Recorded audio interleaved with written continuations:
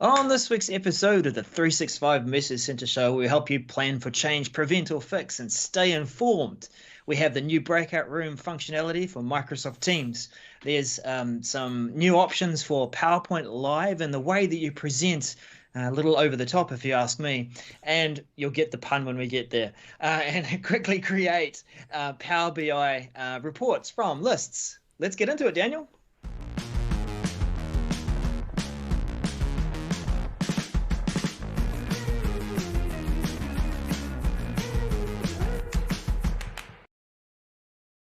That was an amazing pun there. Thank you, Daryl, for.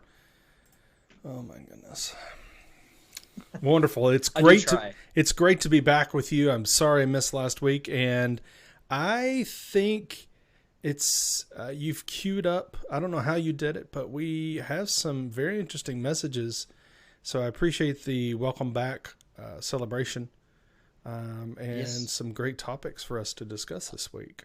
I think that a number of our viewers are happy that you're back too, just based on viewership. Maybe it was because some people were tied up doing other things, but maybe I'm just hard on myself. We should just get into it, man, instead of all Yes, this let's self-deprecation. let's please get into it. And first up is a doozy.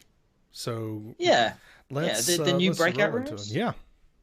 All right. Well, I should have had it up here and ready to go. This is breakout functionality for Microsoft Teams.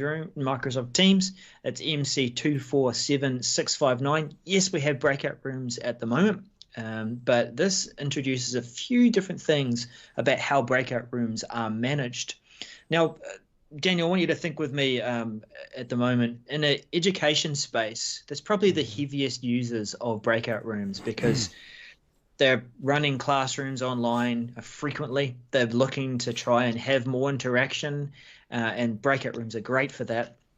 But there are some scenarios where you're in a breakout room where you're trying to use them within your classroom, and you have to rejiggle the assignments to the rooms. Maybe you want to have a bit more control over how long these breakout rooms are used.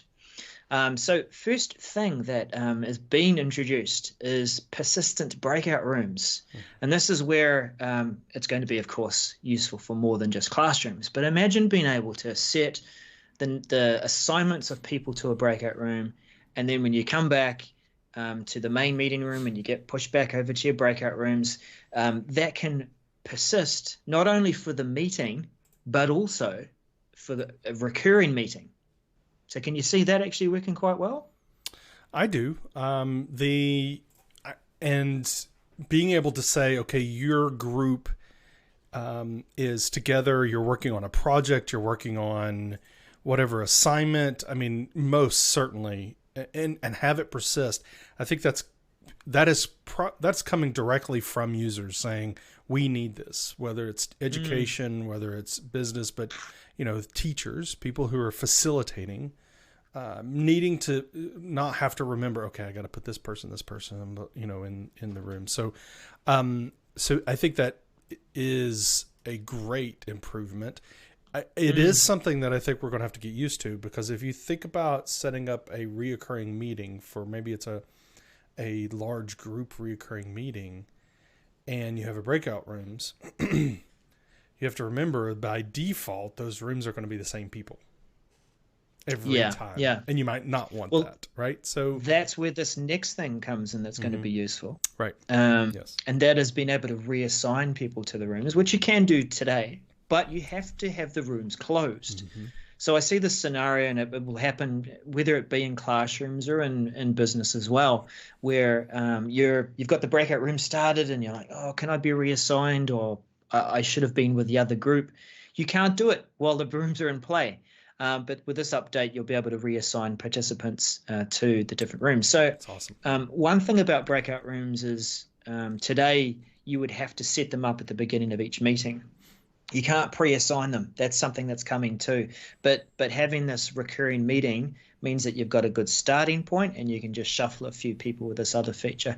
The last feature, Daniel, is quite useful too.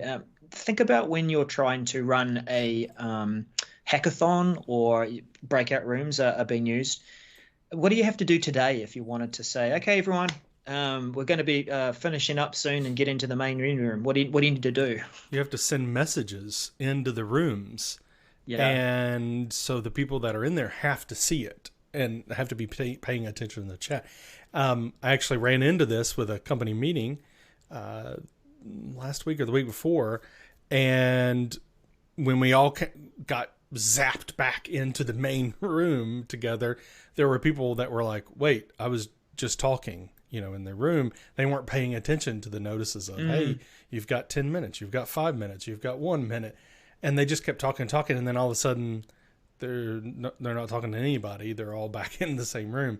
But so this feature here, I think is fantastic and kind of fixes that issue of not knowing unless you're watching the chat. Yeah, so it's also, well, it's going to give you a countdown starting at 60. But I did notice, and we talked about this during our Clubhouse session this week, but I hadn't looked at the message that closely. After looking at it closer, there is a setting where you can give people the choice to either return to the main meeting room or drop off the meeting altogether. Maybe you're finishing off with a breakout activity and then that's it. But this will actually help also for those people who want to just finish their sentence and then come back to the meeting room, that when that timer elapses and you've given people the choice, there's a little bar and a button that says you can return. Anyway, there's a lot to look at there, and it's going to be vast improvements to the breakout experience. And I do encourage people to use that more often, especially in online meetings, to make it more fun and interactive. So that's rolling out mid-April and should be complete late April. Wonderful. I think the next message is mine. So I'm going to run with it. Indeed. This one is new PowerPoint Live presentation option with desktop and window sharing. Okay. MC247826. What in the world is this message and what's going on with this thing? All right. So this is mid-April through mid-May is the rollout. It really should have just called this new standout mode, in my opinion, because that's what this message is about. The option, it says new PowerPoint Live presentation option. Well, the new option is new standout mode. And this is if you're using the Teams desktop app, then you'll be able to show yourself, your video, superimposed on top of your PowerPoint content. I've seen people doing this before this functionality was even introduced, utilizing third-party software to virtual cameras and all this kind of stuff. But this will be first party in Teams, being able to say, I want to, and you can see it there. Those on the video broadcast here, there's going to be a button that they're calling the standout icon, which is a rectangle within a rectangle with a little person in the corner. And you could select that, and that will do, and it's the same technology that does the blur, for your Teams video, for your virtual backgrounds. It recognizes you in the background behind you, and it can exclude the background. So that's all it's doing. It's taking you and then superimposing it on top of your PowerPoint slides. I will say, Daryl, and this may be controversial, so hold on to your seat. I don't like it. I don't like it at all. I really don't. I think it's weird. It reminds me of something from Star Trek for some reason. I don't know why, but it's like, why do I need to see a silhouette, like the person sitting there in front of a screen of the PowerPoint? Number one, it just doesn't make sense to me why you would want to do that. I want to see the PowerPoint. I don't want to see you in front of it. I don't know. And then the second thing is, when you create your content, you're going to have to keep this in mind. If this is the functionality you're going to want to use, you are losing a huge portion of your screen that you can't use anymore. You will not be able to utilize that space because you're going to cover it up. Why? I just don't get it. I do kind of get it. Yeah. I get, oh, I want to show my expressions, you know. Okay, fine. I get it. But I don't like it. I will never use it. One thing that I want to see, and it really isn't hinted too much from the message, is there only one option? You know, do you just use that corner and that's it? Because as you say, you'll have to plan your content around it, and you know that might mean that you end up only using one of the two columns for a typical comparison slide where it has usually two columns of content. Can you turn it on and off while you are presenting? So if you go to full screen mode and you're presenting in maybe a section slide, that's okay to overlap and say, look, here we are and we're off to the next section. But if I wanted to turn it off partway through the presentation so that you could focus on just the content on the slide, how easy is that? You will be able to turn it off. It says presenter will be able to easily enable or disable the video feed during the live presentation. So you will be able to, in the bar at the top, be able to, let me just click that. So you'll be able to turn it off at the top, you know, which is right next to the people and the chat and raise your hand. Mm-hmm. So yeah, you'll be able to turn it off quickly. It's just, if you don't plan ahead, you're going to be turning it off a whole lot. Oh wait, there's a graph that'll be distracting too, right? I'm serious. Well, you don't like it already, so I just don't see the point. I mean, I think it's one of those things that someone else did. You know, the technology's out there, and they're like, "Oh, we need to do this." But do you? I mean, it's going to be cute. It's kind of like backgrounds. Frankly, I don't like backgrounds either. I mean, I get it if you are in a workspace and you want to blur it, fine. But don't show me a beach background, and don't show me a coffee shop. It's just annoying. To me, it's distracting. I'm sitting there looking at your background. Is that cool? Like, oh, you're on the bridge of the Enterprise. Oh, wow. You know, that's cool. It doesn't do it for me. I don't like it. So anyway, I just don't know if I'm ever going to use this. And so for those that want to give it a try, I mean, I think a vast majority will give it a try, and then they're not going to use it ever again. But that's just my opinion. Mid-April through mid-May. Daryl, I've talked enough about that, and that wasn't even the message I want to get on the soapbox about. So, wow. Yeah, but you kind of yammered on about that one, didn't you? But yeah, and like I say this, it's a little known fact about the word Yammer, which is a product name. It also means to whine and complain. Just thought I'd put it out there. And so this next message. Where's my button to turn Daryl off? I've got to have one of those. Yammer essential announcements. Not just announcements, they're essential announcements. Why are they essential? Because we really, really want you to receive them. MC 248004. Announcements within Yammer communities allow you to make a post as a community admin, and it sends out an email as well.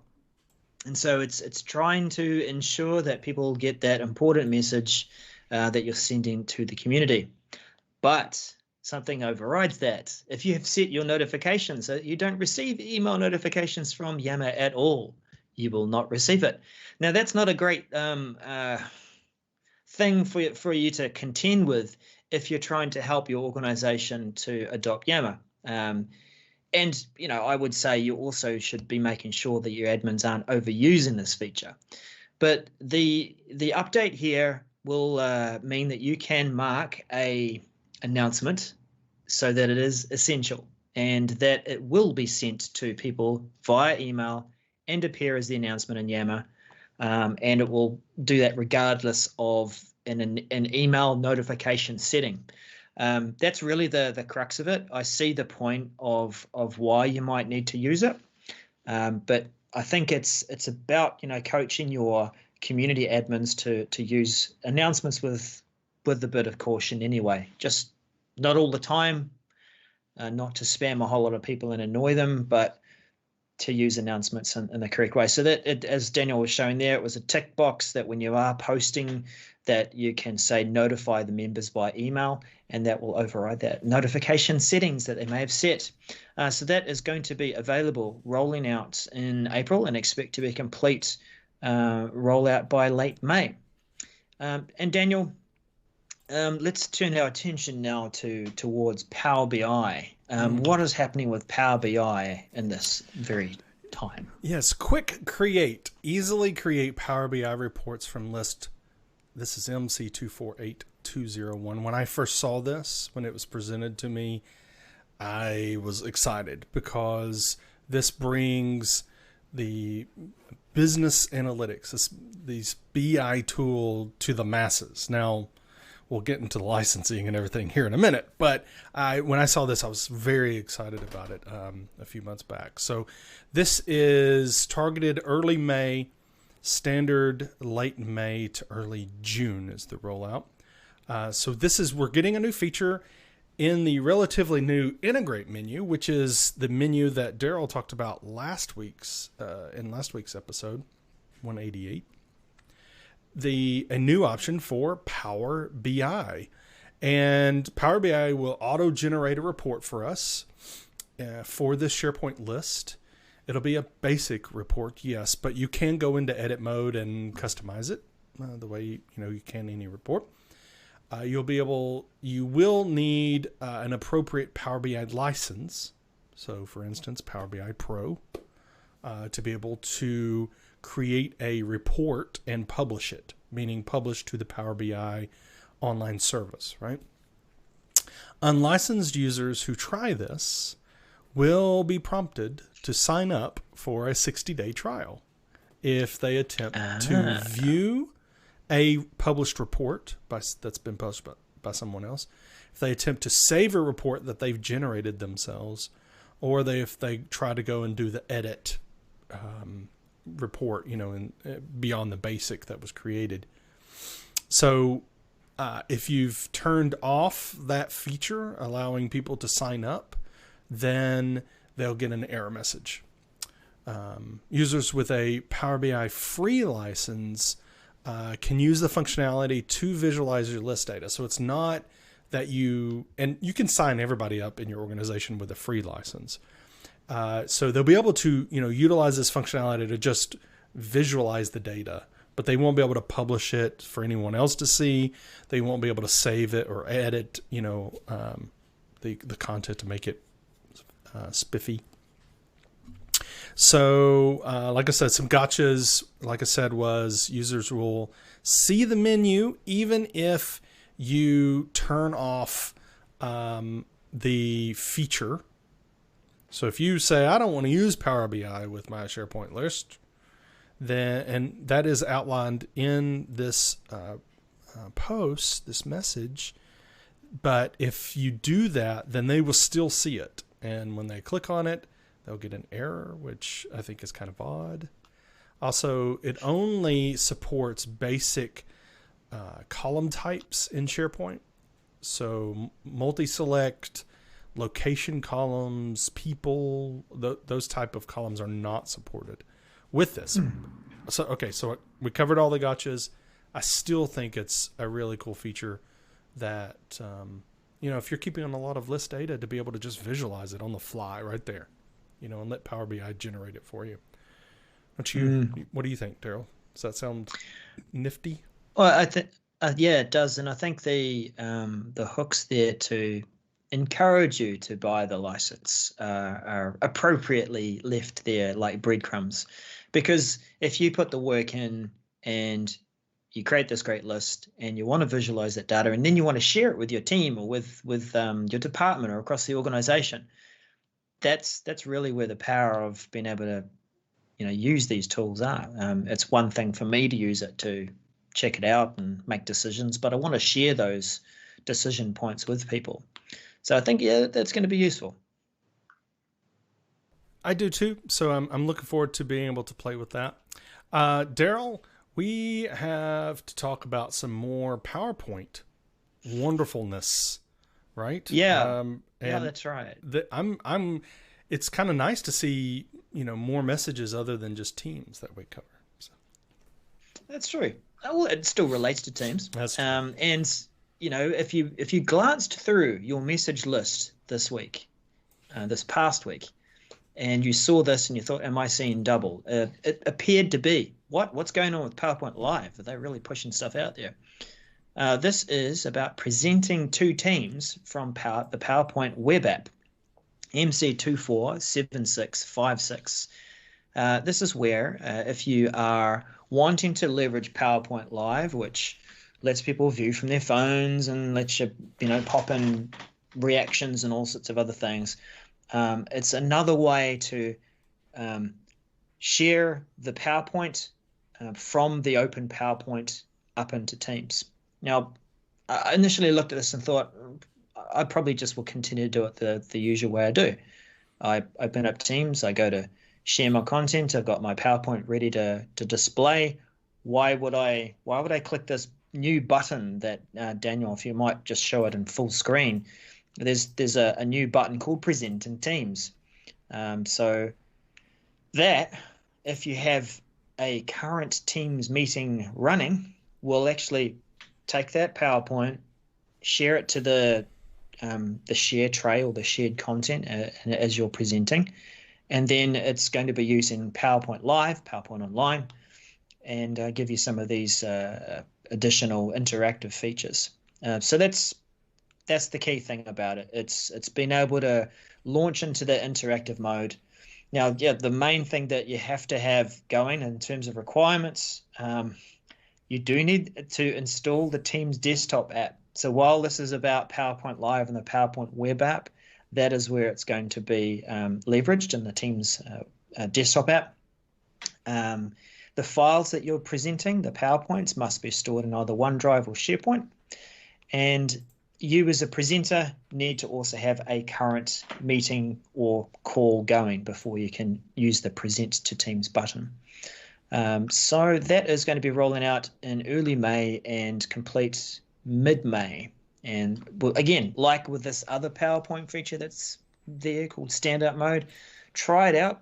See if it's going to help you inject some more interactivity and engagement in your Teams meetings. Meetings that you could have an ID for, right? Yeah, if that's one way you want to join. So this next message, Teams, join a meeting with digital meeting ID. This is MC248395. Okay, people, those of you that have used Skype for Business or other tools, you'll find this feature very familiar. Teams meetings are now getting meeting IDs. And some would ask, well, why is this important? Why do we need to do this?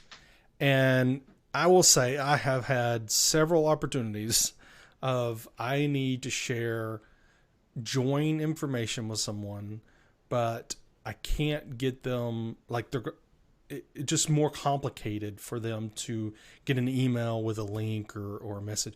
And for instance, you're on the phone with someone and okay, how am I supposed to talk them through joining a meeting? Like I need you to join now. Well, maybe they don't know how. Okay, I can send you an email and you're going to have to wait for you to receive it. Or you just go into Teams, say join via a meeting ID. Here's the ID. Boom, you've joined.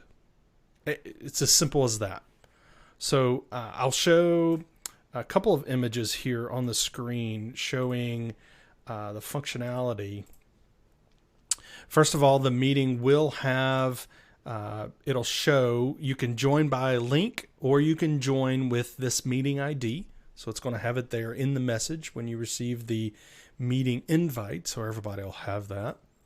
And then let's show this one, which is a screenshot of I'm in Teams, I'm on my calendar, and I can say I want to join a meeting by code and just type in the code, click join meeting. I don't need the link. I don't need to know when it is, who scheduled it, whatever. I can just join. Now, this does respect your permissions. So this is not going to, all of your permissions about who gets to join, who gets to come in via, and skip the lobby, who gets to present, all of those settings stay the same. This is just another way for someone to be able to join in on the meeting. So I think it's appropriate that it's underneath the Meet Now button, because that really feels like the scenario that this would be used. Like you say, you're trying to meet now, and you're not going to read out this awkwardly long URL to try and get people to join. You might. So we haven't talked about this in a while, but just because it says the same stinking thing on every message, you might want to notify your users about this new capability and update your documentation, but only as appropriate. So this is rolling out early May to late May. So this is not one of those huge, oh my goodness, what this feature is going to revolutionize the meeting landscape. No, it's not. But I think it's going to be very useful. I think a lot of people will find it having an impact on how they do their work.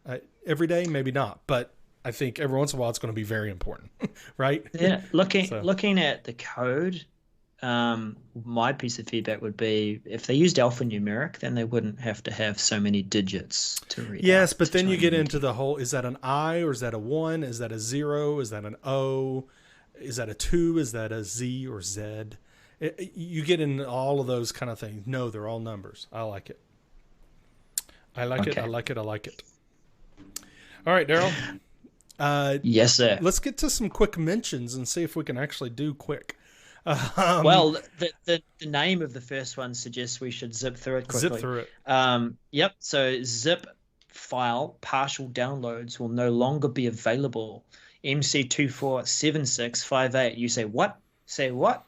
If you stored a zip file in SharePoint Online or OneDrive, the file viewer allowed you to open up the zip file and see the contents within the zip file. And to be honest, I don't store zip files in either of those places, but if you did, you could use that to open it up.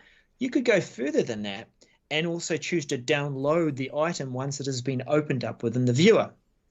Well, that's going to be removed as a capability. So starting May 2021, doesn't really say the exact date, just early May, that will be retired. That's all we've got to say about that. I mean, maybe it was a useful thing, but yeah, it's sort of not going to be used anymore. Yeah, we talked about this in the Clubhouse meeting this past week. I could think of, if people have found this out, maybe they're storing zip files of grouping up some backups or something and storing them that way, and then they've been using this. Oh, I need one file out of that zip. I don't know. So just be aware that is something that is changing. Another thing we discussed this week in the Clubhouse was Teams for Your Personal Life Banners. It's a very interesting title. MC247825. And so all this is on your mobile device in Teams, you have an activity feed. What Teams is going to start doing is notifying users that they can add their personal Microsoft account into Teams Mobile as well as their organizational account. We talked about this functionality coming out. Now Teams is going to let all your users know they can do it as well. So this is end of April and going through end of December. That's a very long lead time. So I don't know if that December is the right month, but if so, they're taking a really long time to roll this out. Well, does that just mean the duration of when they're going to be promoting this banner? Then they're going to stop at the end of the year? It does not say. That is a great question, Daryl. It does not say. You can turn off banners. So I don't want to do this banner thing. But you have to open up a help ticket with Microsoft to do it. There's no setting. You have to open a... Anyway, if you've disabled the personal account functionality altogether, then this banner won't be shown either. So the help ticket bit was the head scratcher on this one. So anyway. Yep. My last one there was Outlook on the web and the new calendar board view. Now, we are making it a quick mention. It could be worth a deep dive, and I know I've seen a few interesting videos there, but around.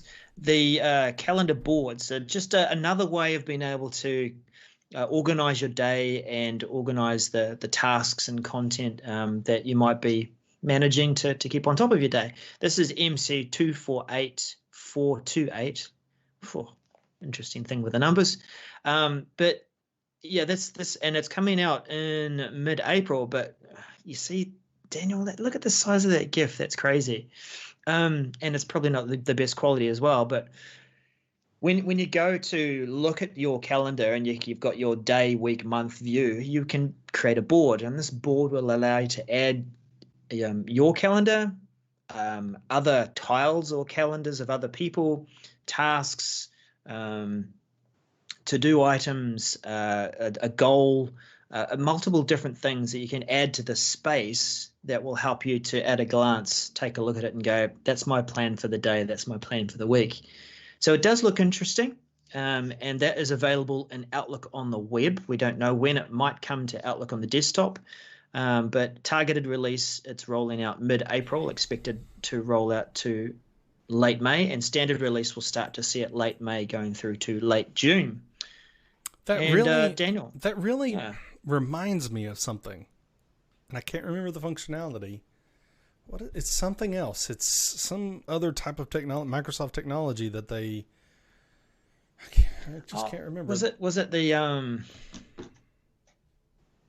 fluid? There was a fluid space that kind of looked like that. Yeah, I don't know about the name, but I mean that's what it was. It looked like that. You could bring all this different stuff in, and people are like, Outlook Spaces. Spaces. Outlook Spaces. Yes, that's exactly what it is.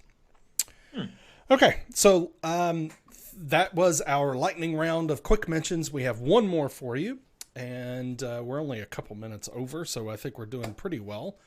The last thing we have for you is improved person columns in Microsoft List. This is our callback segment.